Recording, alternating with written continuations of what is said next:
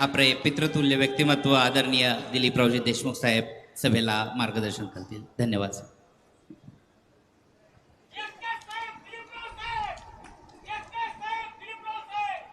लवकर आटोपतो मी.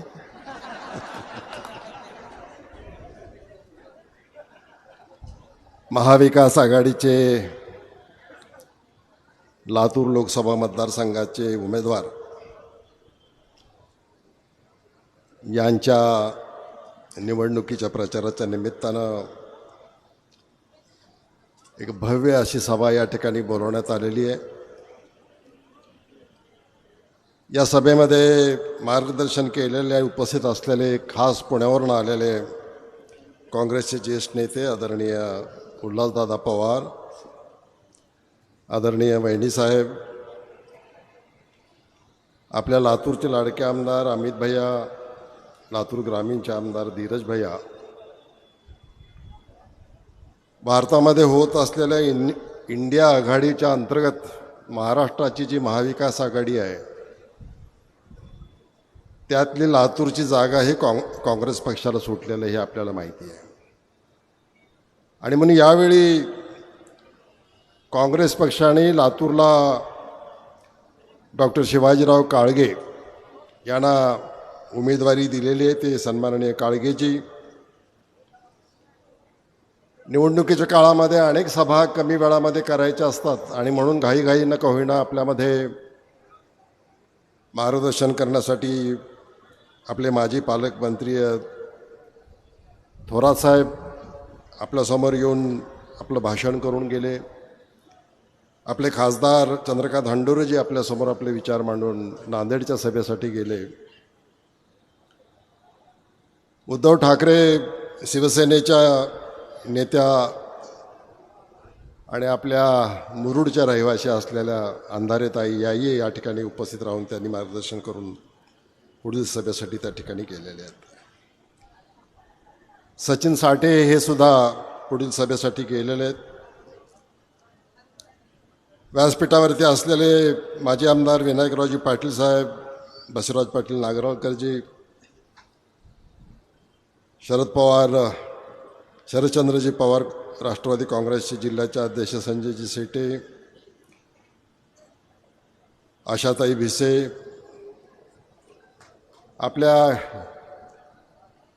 कन्नार लोहारा मतदारसंघामध्ये जे शिंदेसाहेब आमदार आहेत त्यांच्या सुविधे पत्नी आशाताई शिंदे, शिवसेनेचे नेते दिनकरराव माने, पप्पू कुलकर्णी, श्रीयुत बालाजी रेड्डी, रोहिदासजी चव्हाण माजी आमदार, ईश्वरराव भोसीकरजी माजी आमदार, भिसे नानाजी. ते माजी आणि माननीय म्हणण्यामध्ये माझा घोटाळा होऊ नये याची मी काळजी घेतो. शेकापचे नेते सन्माननीय गोविंद गवारेजी, पुण्यावरून आलेले आमचे लक्ष्मण गोसाईजी, जिल्हा काँग्रेसचे अध्यक्ष श्री शैलजी उडगे, शहर जिल्हा काँग्रेसचे अध्यक्ष ॲडव्होकेट किरणजी जाधव, माजी महापौर सौ स्मिता खानापुरेजी, माजी महापौर दीपक सुळजी, माजी महापौर विक्रांत गोजमुंडेजी, प्रदेशचे सचिव श्री अभय साळुंके, ॲडव्होकेट समद पटेलजी, ॲडव्होकेट फारुख शेख चांदपाशाजी इनामदार, महिला प्रदेश काँग्रेसवरती कार्यरत असलेल्या उदगीरच्या सौ उषाताई कांबळे, सपनाजी किसवे, मिसेस डॉक्टर काळगे, सर्वच व्यासपीठावरील आमच्या महिला भगिनी, श्री पृथ्वीराजजी सिरसाट, मोहन मानेजी, बाबासाहेब गायकवाड,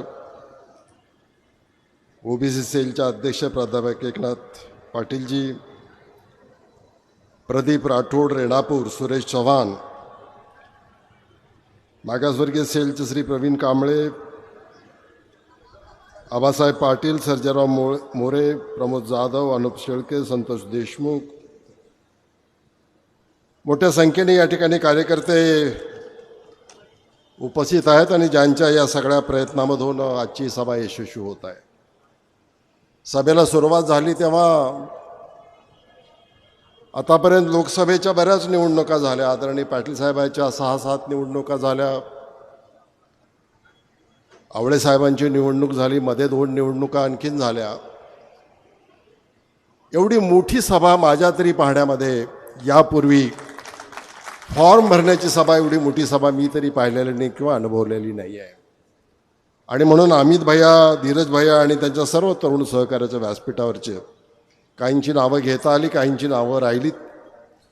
या सर्वांच्या प्रयत्नामधनं मला हे एक सभा यशस्वी झालेली दिसते. या सभेला फक्त लातूर शहर आणि लातूर ग्रामीणचे लोक आलेत असं मी मानत नाही आहे किंवा मला ते दिसतही नाही आहे. तर अगदी लोहा, कंधार आणि नांदेडमधनं सुद्धा या ठिकाणी बेटमोगरेकर जे नूतन अध्यक्ष आहेत आणि त्यांचे सहकारी उपस्थित आहेत. खूप चांगले विचार या अगोदर मांडले गेले.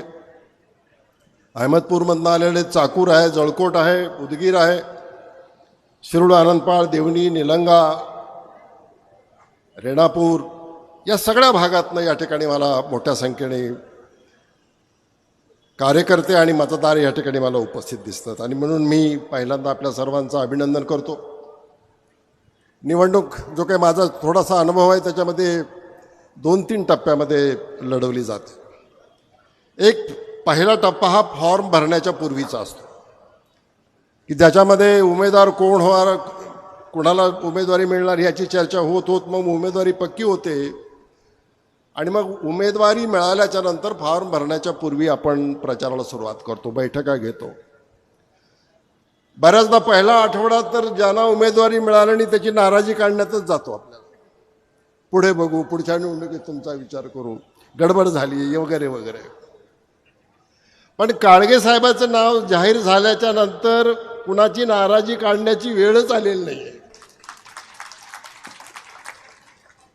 जे वाटले की आता बहुतेक थोडेसे नाराज असतील त्यांना आम्ही विचारलं, काय नाही नाही आम्ही लागलो कामाला म्हणलं. मग एकट्यात मी म्हणलं कसं शक्य आहे, म्हणजे आपला काही निभाव लागला नसता. म्हणले ही लढाई फक्त डॉक्टर शिवाजी काळगे हेच लढू शकतात आणि जिंकू शकतात. आणि म्हणून बऱ्याच दिवसानंतर काँग्रेस पक्षाकडे विक्रांत एक चांगली उमेदवारी आलेली. म्हणजे विक्रांतला सुद्धा फोन करावा लागला नाही बाहेर पडा म्हणून, कारण विक्रांत हा चांगला राजकारणी असण्याबरोबर चांगला भविष्यकार सुद्धा आहे. काय होणार आहे हे आपल्यापेक्षा अगोदर विक्रांतला कळतं. हे चांगली देणगी आहे, ईश्वरी देणगी आहे. काय पाटील बरोबर आहे की नाही. आणि मग मी म्हटलं की जर विक्रांत स्वतःहून कामाला लागले तर डॉक्टर साहेब 100% निवडून येणार आणि चांगल्या मताने निवडून येणार. बघा विक्रांत कसा फायदा असतो. म्हणून मोबाईल नुसतं हे करायचं नाही, तर बारकाईनं बघायचं. कोण आहे, कुठे आहे, काय चेहऱ्यावर भाव आहे, कसा उभा आहे, किती अंतरावर आहे, कशा हातवारे करतोय, या सगळ्या गोष्टी बारकाईनं पाहिल्यानंतर मला खूप चांगलं चित्र दिसतंय की उद्याच्या 7 तारखेच्या मतदानानंतर जेव्हा जूनमध्ये निकाल लागेल तेव्हा डॉक्टर शिवाजी काळगे हे लातूरमधनं प्रचंड मताने निवडून येतील अशा पद्धतीचं काम आहे. मित्रांनो, केंद्रामध्ये जे सरकार त्या ठिकाणी NDAचं बसलेलं आहे त्याला आता 10 वर्ष होत आहेत. एखाद्या समाजाचं, एखाद्या राज्याचं, एखाद्या देशाचं जर काही भलं करायचं असेल तर 10 वर्षाचा काळ हा स्टार्टअपसाठी खूप चांगला असतो. काही कमी काळ आहे असं नव्हे. एखाद्याला 5 वर्षासाठी निवडून देतो तेव्हा म्हणतात आता तर 5 वर्ष झालेत, आता तर आमचं नियोजन झालं, आणखीन आम्हाला 5 वर्ष द्या. अशाच प्रकारची मागणी 2019च्या निवडणुकीमध्ये आपल्या पंतप्रधानांनी केली आणि लोक म्हणाले ठीक आहे आणखीन 5 वर्ष तुम्हाला देऊ. पण खऱ्या अर्थानं ज्या भारताला महाशक्ती करायचं होतं ते काम कुठे बाजूलाच राहून गेलं. महाशक्ती म्हणजे फक्त तुम्ही एखादी अर्थव्यवस्था खूप मोठ्या कोटीची केली म्हणजे ती महाशक्ती झाली असं नव्हे. देशाला जर महाशक्ती जर म्हणून पाहायचं असेल तर तळागाळातल्या माणसाची सामाजिक आर्थिक परिस्थिती ही उंचावली पाहिजे, त्याच्यामध्ये फरक पडला पाहिजे. आणि ते पाहिल्याच्या नंतर मात्र दुर्दैवानं पूर्ण नैराश्यजन्य अशा प्रकारचं एक वातावरण आपल्या देशामध्ये दिसून येतंय. तिजोरीतला पैसा हा काही देशाची शक्ती नसते. त्या देशाची खरी शक्ती असते तर त्या देशामध्ये असलेले नागरिक, देशभक्त नागरिक, शिकलेले नागरिक, स्वतःच्या पायावरती स्वावलंबी झालेला शेतकरी, सक्षम महिला आणि स्वप्न पाहणारा युवक यांच्याकडे पाहून तो देश महाशक्ती झालाय का नाही, त्यांनी प्रगती केली आहे का नाही, ह्या गोष्टी बघायच्या असतात. आणि ह्या गोष्टी जेव्हा 10 वर्षाचा आलेख आपण पाहतो तेव्हा आपल्याला एकच दिसतं की आम्ही पुढे जाण्यापेक्षा 25 वर्ष मागे गेलो की काय, अशा प्रकारची परिस्थिती. ज्या जातीवादाला गाढून डॉक्टर बाबासाहेब आंबेडकरांनी हे संविधान निर्माण केलं की सामान्यातल्या सामान्य माणसापासनं ते या देशातल्या मोठ्या उद्योगपती किंवा श्रीमंत माणसापर्यंत सुद्धा समानता त्यांनी आणली की त्या प्रत्येकाला एक मताचा, एक अधिकार, एक कायदा, एक न्याय, अशा प्रकारची भूमिका त्या ठिकाणी मांडली. जगामध्ये जर आज सर्वात अधिक चांगली जर कुठली राज्य घटना असेल, अमेरिका, इंग्लंड आणि इतर देशाच्या तुलनेमध्ये विचार केल्याच्या नंतर आजही परमपूज्य डॉक्टर बाबासाहेब आंबेडकरांनी जे कॉन्स्टिट्यूशन, जे घटना आमच्या देशाला दिलेली आहे त्याची तोड जगामध्ये कुठेही नाही आहे. पण नेमकी याच घटनेची, संविधानाची तोडमोड करण्याचा कारस्थान आज दिल्लीमध्ये असलेल्या सरकारमध्ये बसलेले लोक करत आहेत. आणि म्हणून मग त्यांचं जे काही 400 पार वगैरे वगैरेचे ज्या घोषणा आहेत आणि स्पष्टपणे काही लोक म्हणतात. आणि ह्या सगळ्या गोष्टी आता तुम्हाला ग्रामीण भागातल्या, खेड्यातल्या माणसापर्यंत जाऊन पोचलेल्या आहेत. आपण बघतो की साधारण एक 25% 18 वर्षाखालची जर लोक सोडले ज्याला मताचा अधिकार नाही, तर 70 ते 75% लोकांना हा मताचा अधिकार संविधानाने, कायद्याने आपल्या सर्वांना दिलेला आहे. आपण एखादं सरकार 5 वर्षासाठी जेव्हा निवडून देतो, त्या 5 वर्षातले 4 वर्ष 11 महिने ही सत्ता आपल्या हातात नसते. जरी आपण खासदार निवडून दिले, जरी आपण मंत्रिमंडळातल्या लोकांना काम करण्याची संधी दिली, जरी आम्ही राज्यामध्ये सरकार दिलं, तर 4 वर्ष 11 महिने त्यांच्या मर्जीनं जावं लागतं. पण डॉक्टर बाबासाहेब आंबेडकरांच्या संविधानाची गंमत बघा. निवडणूक आल्याच्या नंतर आणि आचारसंहिता झाल्याच्या नंतर सरकार आता जनतेच्या हातामध्ये आहे. आता तुम्ही मालक आहात. आणि म्हणून ह्या लोकांना सभा घेऊन तुमच्या समोर हात जोडावे लागतात, तुम्हाला विनवणी करावी लागते, तुमच्या समोर येऊन त्या सगळ्या खऱ्या खोट्या गोष्टी सांगाव्या लागतात. आज निवडणूक लागल्यानंतर या देशाचा मालक, या देशाचं पुढच्या 5 वर्षाचं किंबहुना पुढच्या 25 वर्षाचं भवितव्य ठरवण्याचा अधिकार, ती ताकद तुमच्या मतामध्ये आहे. आणि त्याचा योग्य वापर जर आपण केला, आपलं भविष्य 1 महिन्यासाठी का होईना तुमच्या हातामध्ये आहे. आणि म्हणून व्यासपीठावरच्या किंवा माझ्यासारख्या लोकांच्याकडे बघू नका. कुणाचे तरी हात मजबूत करायचे, कुणाला तरी मुख्यमंत्री करायचे. योग्य वेळ आली, तुमचा आशीर्वाद असला, ज्यांना जिथं जायचं ते तिथं पोहोचणारच आहेत. पण त्याच्याही पेक्षा आज वेळ आली आहे की तुमच्या प्रपंचाचा विचार करण्याची वेळ आलेली. तुम्ही शेतकरी असाल तर बघा तुम्ही काय झालंय. 2014 साली सोयाबीनचा भाव 4000 रुपयेच होता. 2019 येऊन गेला, आता 2024 आलं, आजही भाव 4000च आहे सोयाबीनचा. 6000 रुपयाचाच कापूस आहे. 2014 साली आम्ही मांजरा कारखान्याच्या वतीनं 1500-1600 रुपये टनाला भाव देत होतो.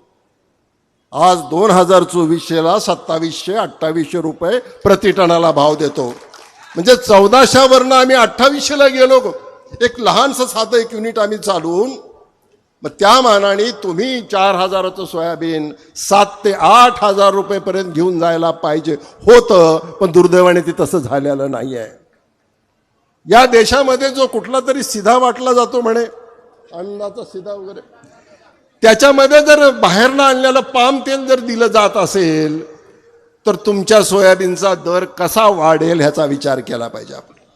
आम्हाला बाहेरच्या देशातल्या शेतकऱ्याची चिंता आहे, पण आमच्या देशातला शेतकरी की ज्याच्या मतावरती आम्ही आज दिल्लीच्या गादीवरती जाऊन बसलो, विश्वगुरू म्हणून आम्ही फिरायला लागलो, त्या शेतकऱ्याच्या बद्दल मात्र आम्ही काही पाहत नाही. माझ्या अगोदरच्या वक्त्यांनी सगळं सांगितलं आणि तुम्हाला माहिती आहे की या देशामध्ये 2 वर्षापर्यंत दिल्लीच्या सीमेवरती उन्हामध्ये, पावसामध्ये, थंडीमध्ये त्या पंजाबच्या शेतकऱ्याला एका न्याय हक्काच्यासाठी त्या ठिकाणी आंदोलन करावं लागलं आणि जणू काही परकीयाचं आक्रमण रोखण्याच्यासाठी वाटेमध्ये काटे आणि अशा प्रकारच्या रस्ते खोदून ठेवण्याचं काम त्यांनी केलं.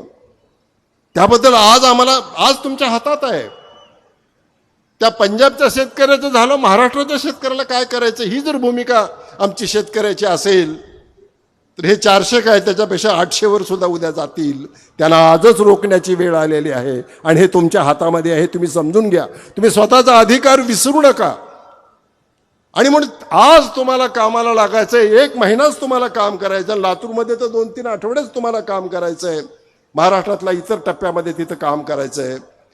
आणि म्हणून जेव्हा अधिकार असतो तेव्हा आम्ही अधिकार गाजवत नाही. राहिलेले 4.5 वर्ष मात्र आपण मग मोर्चे काढतो. गांधी चौकामध्ये गॅसच्या किमती लागल्या म्हणून तिथं चपात्या करत बसतो. आता तुम्ही चपात्या करायच्या नाहीत विक्रांत, तुम्ही म्हणजे काँग्रेसवाल्यांनी. किरण बाजूला ते म्हणजे साहेब माझ्यावर बिघडले की काय वगैरे. आता चपात्या करायचं काम आपण त्यांच्याकडे देणार आहोत. आम्ही गॅसच्या किमती कमी करणार आहोत. राहुलजींनी सांगितलं की शेतकरी कर्जबाजारी झालेला आहे, अडचणीत आलेला आहे. का कर्जबाजारी झाला? तो शेताला जात नाही म्हणून कर्जबाजारी झालाय का? तो शेती करत नाही म्हणून कर्जबाजारी झाला का? तो ऊस लावत नाही, कापूस लावत नाही, सोयाबीन लावत नाही, भाजीपाला लावत नाही म्हणून तो कर्जबाजारी झालाय का? नाही. तो हे सगळं करतोय पण त्याच्या मालाला जेवढा भाव मिळाला पाहिजे तो भाव मिळत नाही. तो हमी भाव देण्याचं काम ही सरकारची जबाबदारी आहे. याची आठवण आपण करून दिली पाहिजे. आणि हे जर 10 वर्ष घडलेलं नसेल तर आता ह्याच्याकडनं अपेक्षा ठेवण्याचं काही कारण नाही. या सरकारलाच आता बदललं पाहिजे आणि हे बदल करण्याचं काम आणि इंडिया आघाडीचं सरकार या देशामध्ये आणण्याचं काम हे तुमच्या एका मतामध्ये आहे. एक बटन तुम्ही जर काळजीपूर्वक दाबलं आणि इंडिया आघाडीच्या उमेदवाराच्या समोर जर हे सगळं काम केलं तर हे सगळा बदल होऊ शकतो. नारी शक्तीचं काहीतरी एक बिल आणलं. आमच्या महिला बिचाऱ्या सरळ स्वभावाच्या भोळ्या आहेत.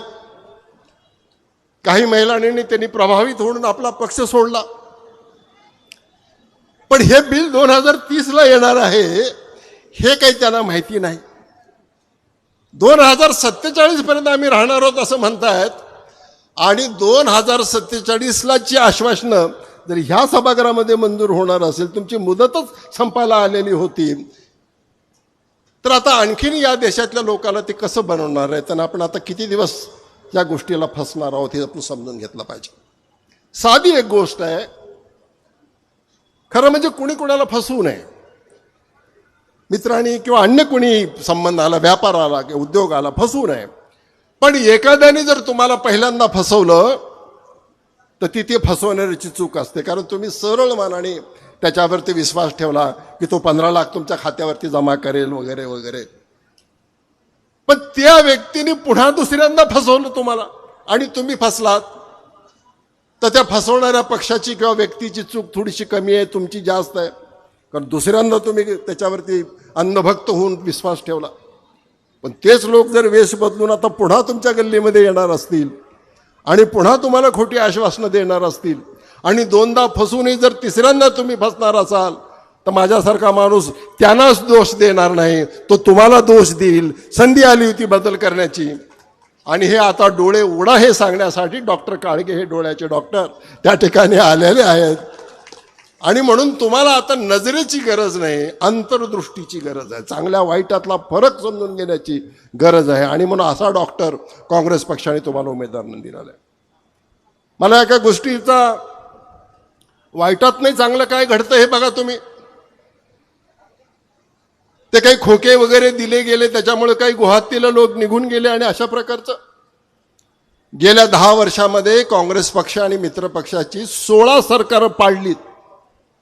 पार्टी विथ डिफरन्स, साधन सुशिता, चरित्र चलन सगळं शुद्ध आहे असं म्हणून भाषणामध्ये सांगणाऱ्या लोकांनी बहुमताने निवडून आलेली सरकारं या देशातली 16, अगदी तिकडे ईशान्येकडनं गोव्यापर्यंत खाली जर तुम्ही आलात महाराष्ट्राचं तर अलीकडलं उदाहरण आहे. आणि म्हणून इथं जी एकत्र आलेली आहेत, उद्धव बाळासाहेब ठाकरे गटाचे नेते असतील किंवा शरदचंद्रजी पवार साहेबांच्या राष्ट्रवादी काँग्रेसचे पक्षाचे लोक एकत्र आलेले असतील, हे सगळे पेटून उठलेले आहेत. हे खोक्यामुळं नव्हे, डोक्याने एकत्र आलेले आहेत. आणि जेव्हा डोकी चांगली एकत्र येतात आणि विचार चांगला असतो तेव्हा खोके चालत नाहीत काही, हे आपण समजून घेतलं पाहिजे. आता ह्या दुसऱ्या टप्प्यामध्ये जे कोणी नियोजन करतायत त्यांना माझी अशी विनंती राहणार आहे की सभा मोठ्या होत आहेत तुमच्या, अजून होत राहतील, जिथं आवश्यक आहे तिथं तुम्ही घेत असाल, पण 50% महिलांचा वाटा आहे. मला आनंद वाटला की 2-3 महिलांच्या मेळाव्यांचे फोटो मी पाहिले. महिलासुद्धा मोठ्या उत्स्फूर्त पद्धतीनं आलेल्या आहेत कामामध्ये. कारण संसार त्यांना करायचा असतो, घर त्यांना चालवायचं असतं, महागाई काय हे त्यांना अधिक पुरुषापेक्षा माहीत असते, हे आपण समजून दिलं पाहिजे. आणि म्हणून 14 वर्षामध्ये एक तारेवरची करसत अशा प्रकारचा संसार त्यांना करावा लागलेला आहे. पण अशाही काही महिला आहेत, तुम्ही जेव्हा म्हणता की गॅसच्या किमती वाढल्या, पण त्याच्या घरामध्ये गॅसच नाही. तुम्ही म्हणता सोयाबीनचे दर वाढले, त्याला शेतीच नाही. तेव्हा असा वर्ग जो मोठा आहे त्यांच्यासाठी काही आपण समजून घेतलं पाहिजे. ते म्हणतात तुम्ही शेतकऱ्याविषयीच बोलतो. हो, आम्ही शेतकऱ्याविषयी बोलतो. त्याचं कारण असं आहे की ग्रामीण भागातली अर्थव्यवस्था जर शेतीवरती अवलंबून असेल, त्या शेतकऱ्याला जर सोयाबीनचे 4,000चे ऐवजी 6,000 रुपये मिळाले, कापसाला जर 6,000चे ऐवजी 10,000 रुपये मिळाले आणि त्याच्या स्वतःकडे जर पैसे आले तर आपोआप त्या गावची मजुरी सुद्धा वाढते. आणि म्हणून इनडायरेक्ट पैसे हे मजुराला मिळतात. किती नोकऱ्या लागल्या? 2 कोट वर्षाला. 10 वर्षामध्ये किती? 20 कोट लोक. म्हणजे जवळपास उत्तर प्रदेशची लोकसंख्या 24 कोटी काहीतरी आहे, त्याच्याजवळ महाराष्ट्र आता 11-11.5 कोटीला गेलाय. म्हणजे यांच्या हिशोबानेच ते 20 कोटी लोकांना नोकरी लागायला पाहिजे. पण नोकरी कोणाला लागली? तुम्ही इथं बसल्या बसल्या विचार करा की तुमच्या घरामध्ये कोणाला नोकरी लागली का 10 वर्षामध्ये? तुमच्या घरात नसेल तर तुमच्या गावात एखाद्याने पेढे घेऊन तुमच्या घरी आला का, याला सरकारी नोकरी लागल्या 10 वर्षामध्ये, हे पेढे खा म्हणून? तुम्हाला कोणाचा फोन बाहेरून आला का पाहुण्याचा की आमच्या मुलाला तिकडे निवड झालेली आहे आणि तो आता जॉईन व्हायला 4 दिवसात जाणार आहे, असा एखादा 10 वर्षात फोन आला का? मुलांची लग्न जमेना गेलेत त्याचं कारण मुलं दिसायला चांगली नाहीत असं नव्हे, पारावर बसून आहेत, शहरातल्या हॉटेलात बसून आहेत, संध्याकाळी धाब्यावर दुःख दूर करतायत. मी त्यांना दोष देत नाही, त्यांच्या हाताला काम नाही आहे, त्यांना रोजगार नाही आहे. आणि म्हणून लग्न न जमण्याचं कारण सुद्धा ही बेकारी आहे.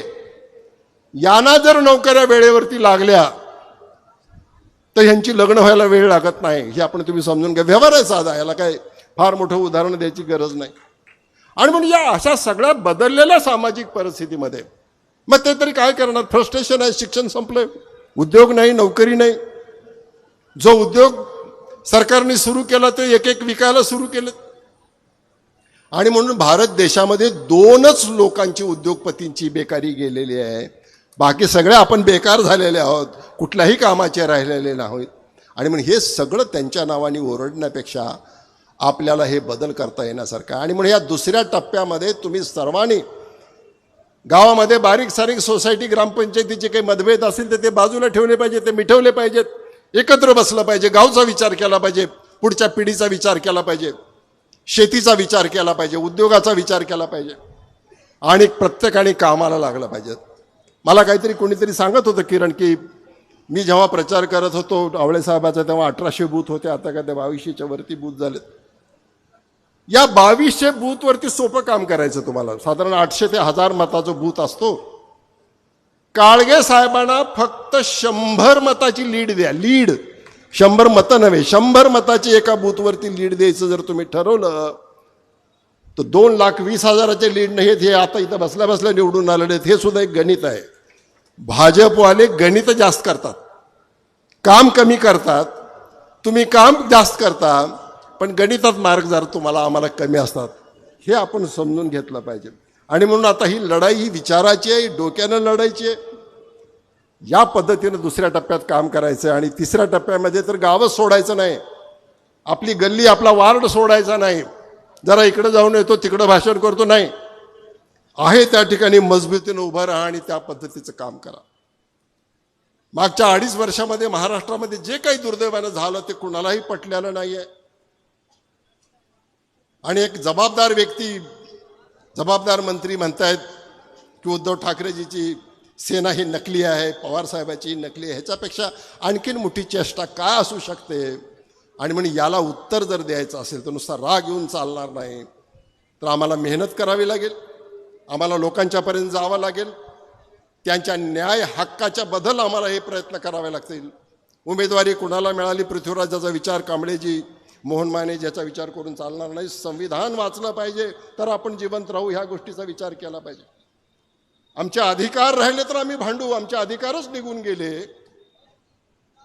तर हे मग आम्हाला हे कोणासमोर मांडता येणार नाही. आणि म्हणून मी म्हणालो तसं महिना सव्वा महिनाभर या देशामध्ये राज्य कोणाचं असेल, या देशाचा राजा कोण असेल, तर या देशातला मतदार हा आज राजा आहे. आणि आज जर तो जागा नाही राहिला तर पुन्हा मग एरे मागल्या अशा पद्धतीचं म्हणावं लागेल. मी अधिक बोलणार नाही. खूप चांगला अशा प्रकारचा न्याय, अशा प्रकारचा हा काँग्रेसने आपल्यासमोर जाहीरनामा दिलेला आहे. अमित भाई यांनी सविस्तराने आपल्यासमोर सांगितलेले आहेत. पण याचा लाभ घेण्याच्यासाठी तुम्हाला तर माहिती आहे, कर्नाटकात तुम्ही बघितलं, तेलंगणात तुम्ही बघितलं, ज्या ज्या गोष्टीचं वचन राहुलजींनी आणि काँग्रेस पक्षाने, खरगे साहेबांनी दिलेलं होतं, पहिल्या कॅबिनेटमध्येच ते निर्णय घेतात आणि त्याची अंमलबजावणी सुरू करतात. आणि म्हणून हे सरकार बदललं, इंडिया आघाडीचं सरकार आलं, तर मला या गोष्टीचा विश्वास वाटतो की पहिल्याच कॅबिनेट मिटिंगमध्ये या सगळ्या जाहीरनाम्याची आश्वासनं तुम्हाला दिलेली आहेत त्याबद्दल ते आवश्यक ठराव ते त्या मिटिंगमध्ये होतील. अशा प्रकारचा एक आशावाद मला निर्माण या ठिकाणी झालेला आहे. खूप चांगले सगळेजण कामाला लागलेले आहेत. कधी कधी सुरुवात फार जोरात होते आणि मध्ये म्हणतात असं चौकट फिरून झालं आहे, आता काही गरज नाही, थोडा आपण आराम करू, जरा बालाजीला जाऊन, बालाजीला जायचं राहून गेलं आहे, पोरांना सुट्ट्या लागल्यात. तेव्हा बालाजीवरनं सुद्धा मला व्हॉट्सअप येतात, हे आपल्याला माहिती राहावी. महाबळेश्वर, काश्मीर, तिथं सुद्धा तुम्ही गेला तरी तुमचा मित्र कुणीतरी मला पाठवतो. त्यामुळे आता मतदान होईपर्यंत माझ्यासहित कुणीही हेडक्वार्टर सोडणार नाही आणि जिद्दीनं आपण सगळे कामाला लागू, एवढंच या निमित्तानं सांगतो. आणि आजची सभा यशस्वी झाल्याबद्दल सर्व आमच्या तरुण मित्रांचं धन्यवाद देतो, आपल्या उपस्थितीबद्दल आपले धन्यवाद देतो. आणि डॉक्टर काळगे यांना खूप खूप शुभेच्छा देऊन विजयी भव अशा प्रकारच्या शुभेच्छा मी देतो. माझं भाषण संपवतो. जय हिंद. धन्यवाद साहेब. यानंतर या कार्यक्रमाचा आभार प्रदर्शन करण्यासाठी ॲडव्होकेट किरण जाधव यांना विनंती करतो. आजच्या या विशाल सभेस महाविकास आघाडीचे सर्व आदरणीय नेते उपस्थित राहून त्यांनी एक परिवर्तनाचा विचार या ठिकाणी आपल्या सर्वांसमोर मांडलेला आहे. आणि आपण सुद्धा इतक्या उन्हामध्ये या ठिकाणी बसून राहिलात त्याबद्दल मी आपल्या सर्वांचेच हार्दिक हार्दिक आभार व्यक्त करतो. धन्यवाद. जय हिंद, जय महाराष्ट्र. ये राह भले हो लंबी, ये राह भले दूभर हो,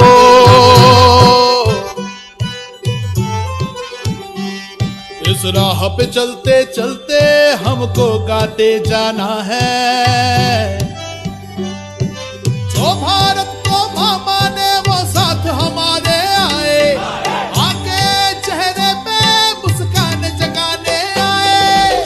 हम अंधेरे धुल जाएंगे जब पाएंगे न्याय, हम तीन रंग लहराएंगे जब पाएंगे न्याय. हम सब अंधेरे धुल जाएंगे जब पाएंगे न्याय, हम तीन रंग लहराएंगे जब पाएंगे न्याय. न्याय जो मजदूर किसानों की मेहनत में रंग लाए, हर औरत के साथ चले, हर एक युवा के संग आए. न्याय जो भागीदारी का हर एक को अपनाए, 5 न्याय का परचम अपना गली गली लहराए.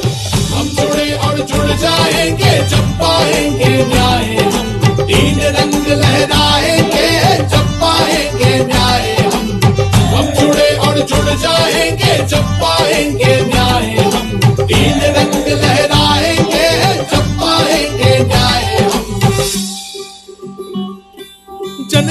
की बातें एक मन की बात के नीचे दबे नहीं।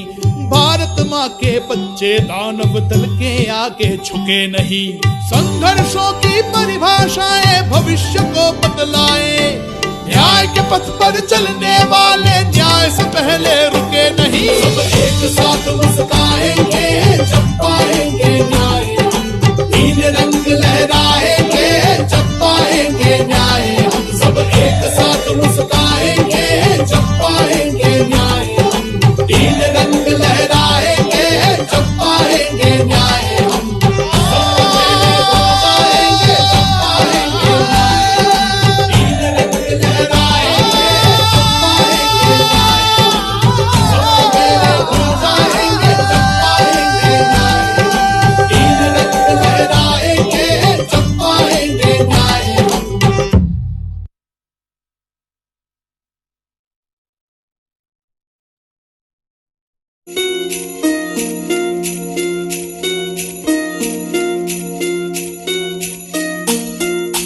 आता ही सगळी जबाबदारी मी तुमच्यावर सोपवतोय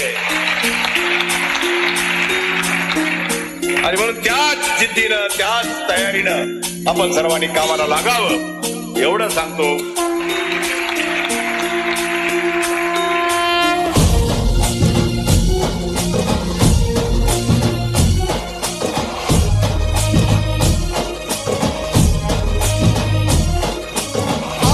जान होती देशाची शान होती,